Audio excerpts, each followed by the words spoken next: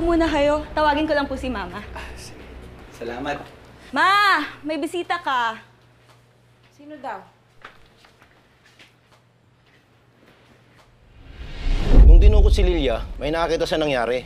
Nakita ng witness yung plate number ng kotse. Yung witness, anong pangalan? Josie Medina? Ay, madam. Ano ho yun? Rico Gallardo po. Manila Beat Online. Nakapag-usap na ho tayo nun sa cellphone.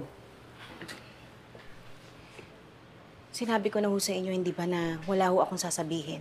Itatanong ko lang naman kung ano ba talaga yung nangyari nung gabing kinidnap si Lilia Ramirez. Di ba ikaw yung huli nakakita? Hindi ko na alam. Matagal na yun eh, hindi ko na maalala. Nabalitaan niyo ba yung tungkol dun sa taxi driver na pumapatay? Asawa yun ni Lilia Ramirez. Ginagawa niya yun kasi hindi nabigyan ng hustisya yung pagkamatay ng asawa niya. Wala naman kasi akong pakialam doon sa asawa niya. Nakikita mo ba yung anak ko? Ha? Siya lang ang importante sa akin. Magugulo ang buhay niya kapag nakialam ulit ako sa kaso. Pero, madam, paano ho kung sa anak ninyo mangyari yung nangyari kay Lilia Ramirez? Hindi ba mas gugustuhin mong may tutulong sa inyo para mabigyan siya ng hustisya? Kaya nga kailangan mo nang umalis eh. Dahil talagang mangyayari yan kapag nakialam ulit ako sa kaso. Babalikan niya kami. Eh, di ba matagal ang patay si Abel Villar eh? Kung hindi si Abel yung binabanggit mo, sino?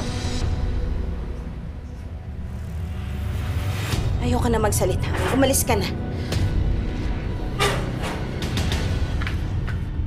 Kinumpirma na ng National Law Enforcement Agency na nahuli na nga si Noel Ramirez, ang taxi driver at suspect sa pagpaslang sa restaurant owner na si Vincent Rosales. Si Noel ay ang asawa ng huling biktima ng Corazon murder case. Nahuli si Noel noong nakaraang linggo pagkatapos kidnapin ang isang sibilyan na nagngangalang Jacob Del Rosario.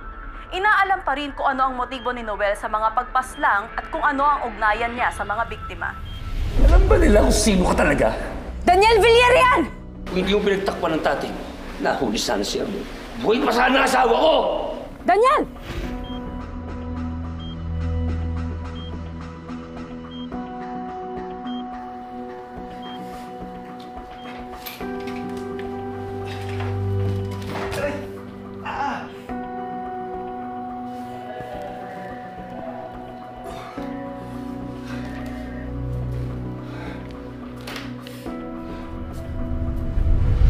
Umuwi ka na kaya? 10 araw ka nang nandito, kailangan mo na magpahinga. Gusto ko ako yung unang makita niya pagkagising niya. Gusto kong tanungin sa kanya kung bakit niya nagawa ito. Iris, sa tingin mo ba ganun kadali yun? Hindi naman yung basta-basta magsasalita eh. Pwes, papersahin ko siya. Halos gumuho yung mundo ko dahil sa ginawa niya. Hindi ko siya mapapatawad.